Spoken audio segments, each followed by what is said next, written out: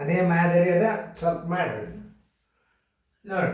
ಒಂದು ಸರಳ ಬಡ್ಡಿ ಲೆಕ್ಕದಲ್ಲಿ ಅಸಲು 3 ವರ್ಷಗಳಲ್ಲಿ ಆಗುವ ಮೊತ್ತ 6,200. ಅದೇ ಅಸಲು 5 ವರ್ಷಗಳಲ್ಲಿ ಆಗುವ ಮೊತ್ತ 7,000. ಅಸಲನ್ನು ಬಡ್ಡಿಯ ದರವನ್ನು ಕಂಡು ಹಿಡಿಯಿರಿ ಅಂತದ. ಅದನ್ನ ರೀತಿ ಪ್ರಕಾರ ಈಗ ಆಲ್ರೆಡಿ 1-2 ಗಣಿತ ನಾ ಕಲಿಸಿ ನಿಮಗೆ. ಈಗ ಇದು ನೀವು ಮಾಡ್ರಿ, ಮಾಡೋದಾತಂದ್ರೆ ನಾ ತಿಳಿಸ್ತೀನಿ. ನಿಮ್ದು ಕರೆಕ್ಟ್ ಆಗಿರೋದಿಲ್ಲ ಚೆಕ್ ಮಾಡ್ಕೊರಿ. ಮಾಡಿದ್ದಿಲ್ಲ ನಾ ದೂರ ಸರಿತನೂ ಮ್ಯೂಟ್ ಮಾಡ್ರಿ, ಬಿಡಿಸರಿ. ಬಿಡಿಸೋದಾದ್ರೆ ವಿಡಿಯೋ ಆನ್ ಮಾಡಿ. ಓಕೆ ನೋಡ್ರಿ, ಸರಳ ಬಡ್ಡಿಯ ಲೆಕ್ಕದಲ್ಲಿ ಅಸಲು 3 ವರ್ಷಗಳಲ್ಲಿ ಆಗುವ ಮೊತ್ತ 6,200.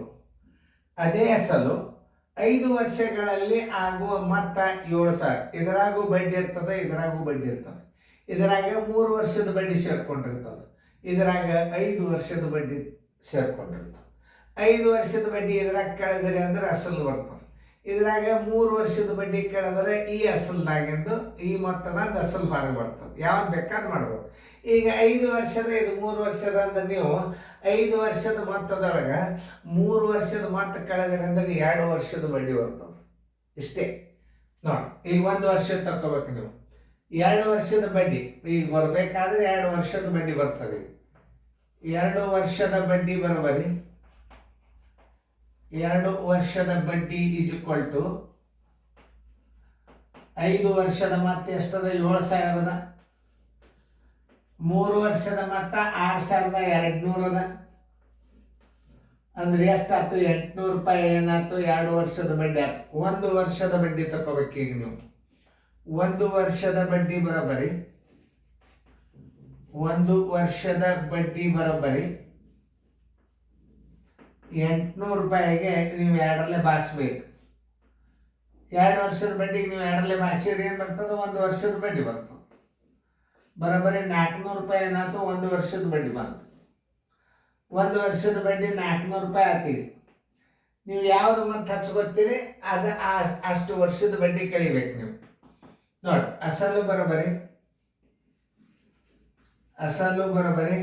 ಎಷ್ಟು ವರ್ಷದ್ದು? 5 ವರ್ಷದ ಮೊತ್ತ 5 ವರ್ಷದ ಮೊತ್ತ ಮೈನಸ್ 5 ವರ್ಷದ ಬಡ್ಡಿ. 5 ವರ್ಷದ ಬಡ್ಡಿ ಕಳಿಬೇಕು ಈಗ ನೀವು ಇದ್ರಾಗ. ಅಂದ್ರೆ ಏನು ಬರ್ತದೆ? ಅಸಲು ಬರ್ತದೆ. ನೋಡಿ, ಇದೊಂದು ರೀತಿ ನಿಮ್ಗೆ ಹೆಚ್ಚಿಗೆ ಕಲಿಸಿನ. 5 ವರ್ಷದ ಮತ್ತು 7,000. 5 ವರ್ಷದ ಬಡ್ಡಿ ಎಷ್ಟು? 5 ಗುಂಡ್ಲೆ 1 ವರ್ಷಕ್ಕೆ 400 ಬರೋಬರಿ 7,000 ಮೈನಸ್ 2,000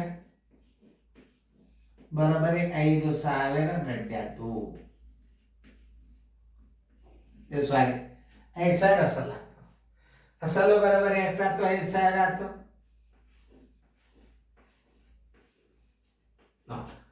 ಈಗ ನೀವೇನ್ ಮಾಡಬೇಕು? ಅಸಲದ ಸೂತ್ರ ಏನು? 100 ಗುಂಡ್ಲೆ 1 ಗುಂಡ್ಲೆ ಬಡ್ಡಿ.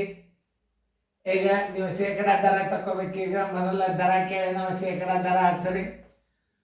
100 ಗುಂಡ್ಲೆ 1 ಗುಂಡ್ಲೆ ಬಡ್ಡಿ ಸರ್ವಾಸ್ ಬಾಗಿಲೆ ಅಸಲು ಗುಂಡ್ಲೆ ಅವಧಿ. ಈಗ ನೀವು ಹಚ್ಕೊಂಡದ್ದು 5 ವರ್ಷದ್ದು ಬಡ್ಡಿ ಹಚ್ಕೊಂಡ್ರಿ. 100 ಗುಂಡ್ಲೆ 1 ಗುಂಡ್ಲೆ ಬಡ್ಡಿ ಎಷ್ಟದ ನೋಡ್ರಿ? 2,000 2,000 ಅಸಲು ಎಷ್ಟು ಬಂದದ ನೋಡ್ರಿ ಅಲ್ಲಿ? 5,000 ಅಸಲು ಅದ. ಗುಂಡ್ಲೆ ಅವಧಿ 5 ವರ್ಷ. 1 2 3 1 2 3 5 ಒಂದಲೇ 5 20 5 ಒಂದಲೇ 5 4 ಬರೋಬ್ಬರಿ 4 ಬಂತು. ದರ ಬರೋಬ್ಬರಿ ಶೇಕಡಾ 4. ಅಸಲು ಎಷ್ಟದ ನೋಡ್ರಿ? ಅಸಲು ಬರೋಬ್ಬರಿ 5,000 ರೂಪಾಯಿ. ಅಸಲು ಬರೋಬ್ಬರಿ 5,000 ರೂಪಾಯಿ. ಇಷ್ಟು ಉತ್ತರ ನೀವು ಸರಿಯಾಗಿ ತಿಳ್ಕೊಂಡು ಲೆಕ್ಕಗಳನ್ನು ಮಾಡಬೇಕು. ನೋಡಿ, ತಿಳಿತಲ್ಲ? ಚೆನ್ನಾಗಿ ಬಿಡಿಸ್ಕೊಳ್ಳಿ.